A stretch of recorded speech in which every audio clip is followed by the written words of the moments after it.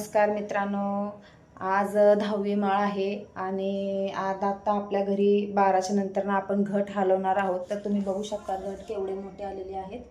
हे बघा, तुम्हाला तर माहिती आहे आपण एका ठिकाणी कामाला लागलोय, त्यामुळे आपल्याला काही वेळ राहत नाही. त्यामुळे मी आता रात्री 12च्या नंतरच आपलं घट नैवेद्य वगैरे देते आणि घट हलवते. मग त्यानंतर परत आईसाहेबांची पूजा करायला घेते. नंतर मग दुसऱ्या दिवशी परत स्वयंपाकाची तयारी, मग आईसाहेबांची तयारी, मग मला वेळच नाही मिळणार. मग परत परडी हे ते भरणं वेळ नसणार आहे. त्यामुळं मग मी आता रात्री नैवेद्य दाखवून रात्री 12च्या नंतरनं घट पण हलवणार आहे आणि आईसाहेबांना आवरणार पण आहे, त्यांची सुद्धा पूजा करणार आहे.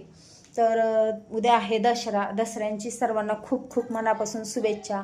आणि उद्याही मी दसऱ्याची व्हिडिओ टाकणार आहेत. तर तुम्ही आत्ता तर व्हिडिओ रात्रीच बनवणार आहे मी पूजा वगैरे